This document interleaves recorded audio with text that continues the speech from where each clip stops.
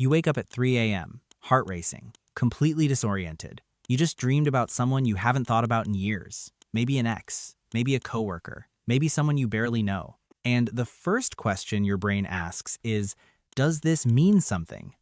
Psychology says yes, just not what most people think. In this video, you're going to understand exactly what psychology says is happening when a specific person walks into your dream and what your mind is really trying to tell you.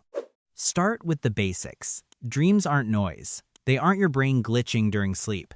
Neuroscientist Siddhartha Ribeiro, who spent decades studying dream science, describes dreams as the brain assembling and reshuffling memory chains during REM sleep. Large parts of the prefrontal cortex, the region responsible for logic and self-censorship, go quiet. What's left is raw emotional material, surfacing without a filter. Board-certified sleep physician Dr. Alex Dimitriou puts it plainly.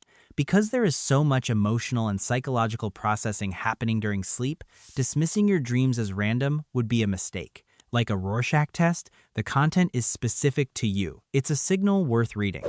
So when a person appears, your brain didn't pull them out of thin air. It pulled them from somewhere inside you. Licensed counselor Jesse Lyon explains that every dream communicates on two levels simultaneously.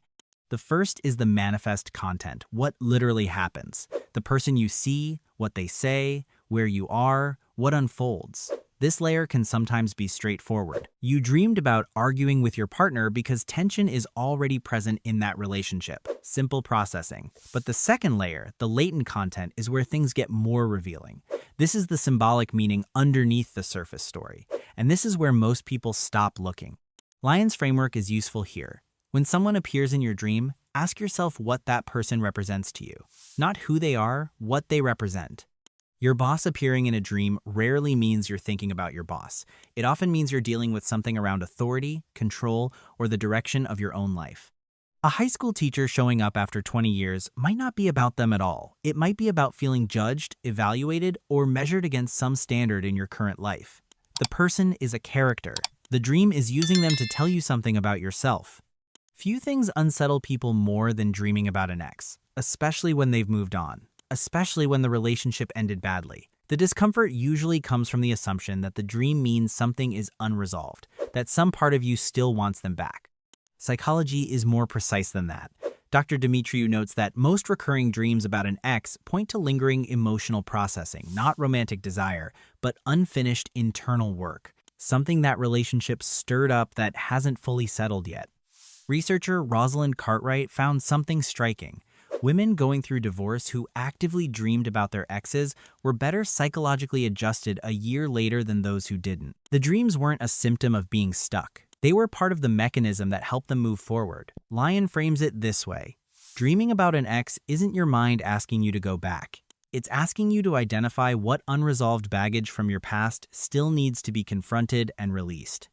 The ex is the symbol. The work is yours. This one surprises people. If you've ever had a romantic or sexual dream about someone you would never actually pursue, a friend, a colleague, someone entirely unexpected, the instinct is to feel confused or embarrassed by it. Lyon's explanation cuts through that confusion entirely. Romantic involvement in dreams is fundamentally about connection. When you dream about being intimate with someone, your mind isn't expressing physical attraction.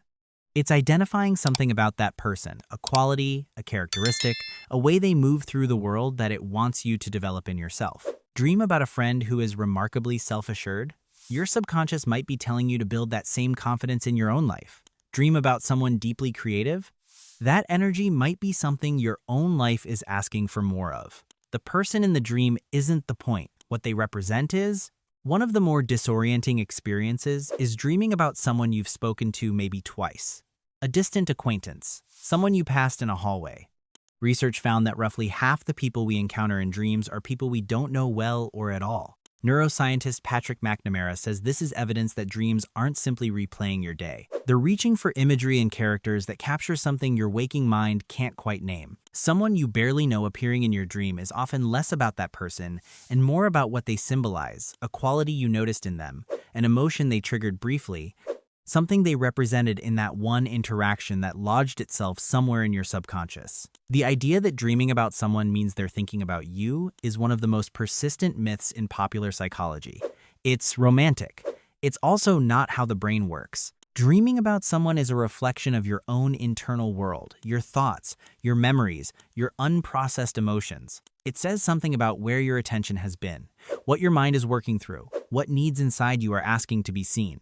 That doesn't make the dream less meaningful. It makes it more so because the meaning belongs entirely to you. If a dream about someone stays with you after waking, don't immediately reach for what it says about them.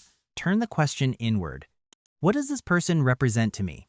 Psychologist Dr. Alex Dimitriou recommends keeping a dream journal for this reason. Writing down the dream immediately, sitting with it across multiple sessions before drawing conclusions, and approaching the content with openness rather than a fixed interpretation.